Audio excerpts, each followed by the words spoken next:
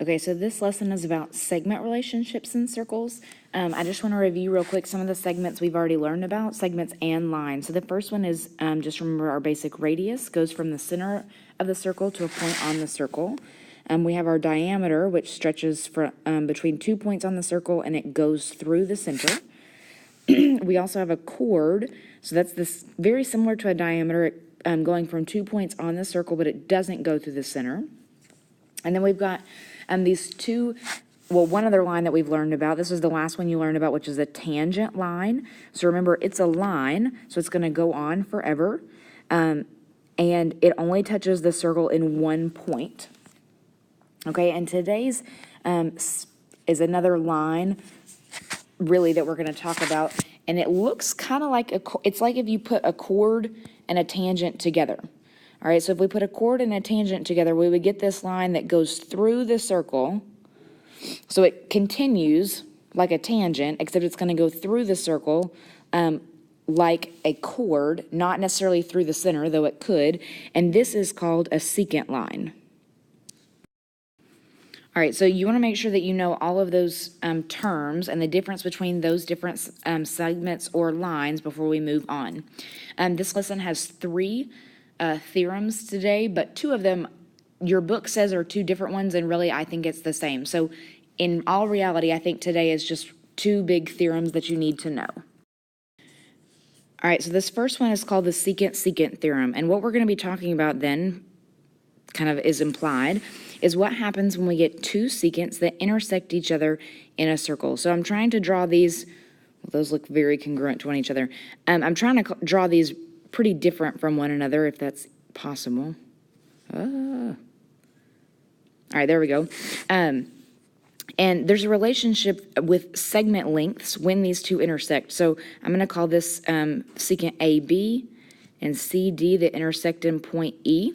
And the relationship is that AE times EB, so think about that, AE times EB, is going to be congruent to or equal to the measure of CE times the measure of ED.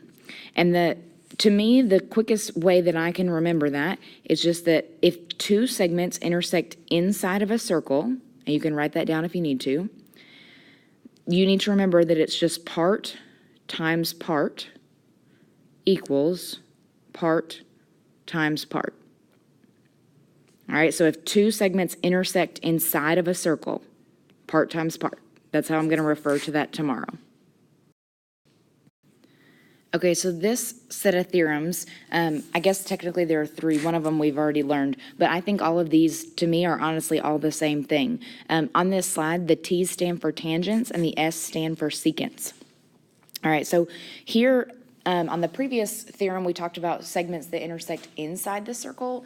Here we're going to talk about segments that intersect outside the circle. So for example, on this first one, if I draw a tangent line, because that's what the T stands for, and a secant line, all right, there's going to be some relationships that I can see there, so I'm just going to label this, and we're going to come back and talk about it.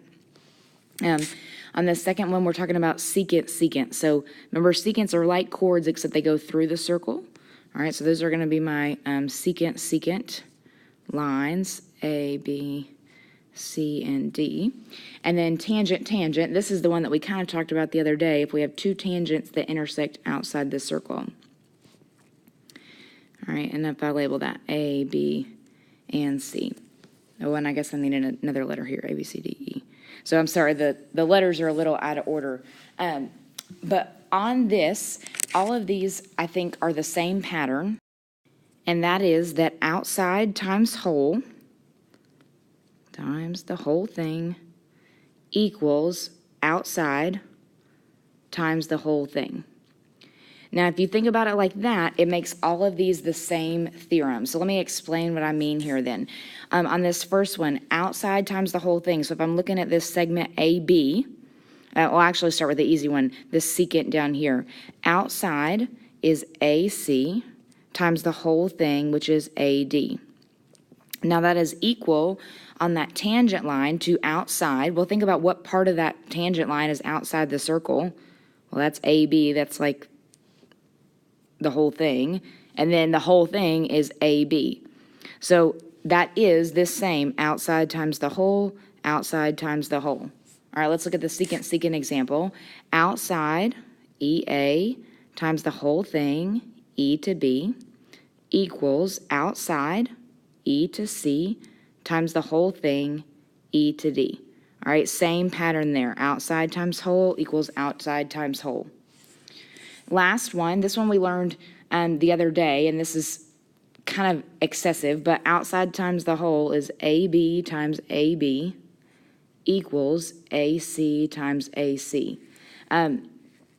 That is the same thing, but you all also know that tangents, you can think about these like the ice cream cones. Remember, the two tangents are intersecting outside the circle, which means those two are going to be congruent to one another. All right, so I think if you have both of those about segments that intersect inside the circle and those that intersect outside the circle, as long as you have all those notes written down, you should be good for your lesson or for your assignment tomorrow, rather.